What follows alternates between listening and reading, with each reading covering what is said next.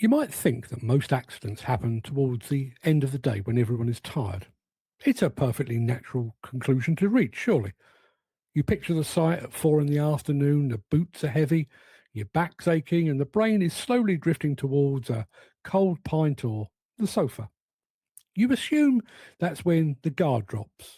It makes sense, or at least it seems to. Think again. Our industry loves a comforting assumption, especially when it allows people to stick up a glossy poster about fatigue management and then consider the job done. But the reality on the ground is far more uncomfortable, and it completely upends what common sense tells us. I'll get into it in a second, but this reminds me of the classic statistic about shark attacks. Ask the average person where you're most likely to be bitten by a shark, and they'll probably conjure up images of deep, dark oceans miles from shore. Yet the vast majority of attacks happen in less than 3 feet of water, right next to the beach. Why? Because that's where the people are.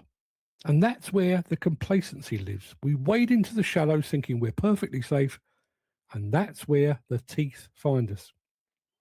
On a demolition or construction site, our 3 feet of water is the mid-morning window. The data tells us that the real danger zone is not the exhausted tail end of the shift, it's between 9 and 11 in the morning.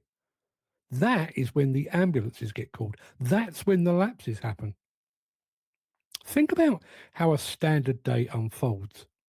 First thing in the morning, there's a natural, almost forced caution. Everyone stands around for the toolbox talk.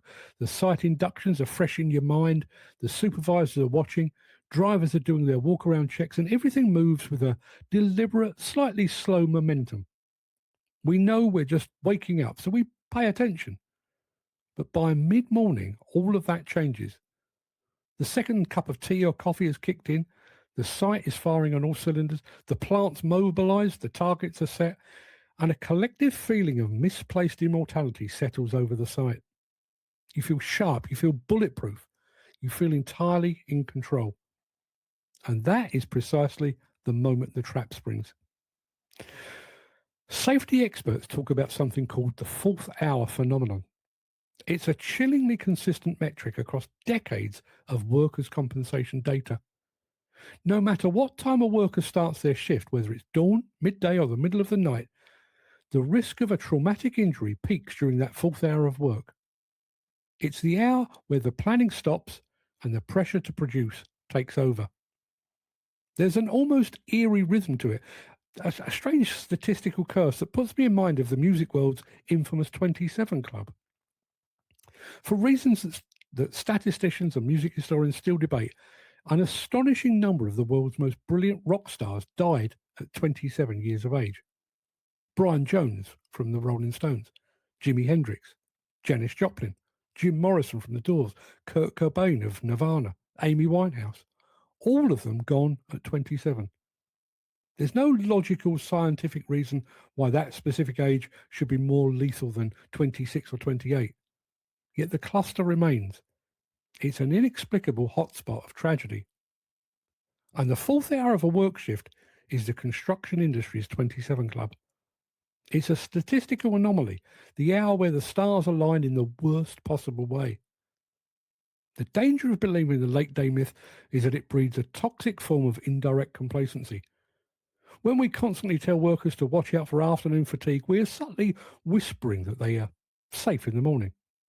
We allow a false sense of security to cloak the most dangerous hours of the working day. A man who believes he's only at risk when he's tired might take shortcuts when he feels wide awake. He might skip the secondary check on a hitch, or he might step into a blind spot of a reversing excavator because he feels alert enough to dodge it if things go wrong. He operates under the delusion that alertness equals safety. But by 10 in the morning, the commercial momentum of the project has taken the wheel. Wagons are backing up to the gate, deliveries are arriving, and the site managers are looking at their watches. The pressure to get the day's momentum tracking forward begins to quietly choke out the caution of the early morning briefing. Everyone is hurrying to hit a natural stopping point before the midday break. We rush to finish that one last cut or to move that one last load. And we do it with a brain that tells us We're too focused to make a mistake. It's a psychological blind spot of massive proportions. We look at the end of the day as the enemy, treating the late afternoon with a degree of healthy respect because we can feel our own exhaustion. We give the dusk its due, but we treat the morning with absolute contempt, swaggering through the high-risk fourth hour as if our morning alertness is armour enough against tons of moving steel and unpredictable structures. If we actually want to change the safety culture on our sites, maybe it's time to stop writing policies for a fantasy world and start addressing the reality of human behaviour. We have to dismantle the comforting lie that a focused worker is a safe worker. The mid-morning spike happens because that's when a site is at its most volatile and the workers are at their most confident. It's a perfect storm of high activity and low suspicion. So the next time you walk onto a site at 10 in the morning and everything looks beautiful, loud and productive, don't let that positive energy fool you. You're swimming in less than 3 feet of water, right where the shore looks close and the danger looks miles away.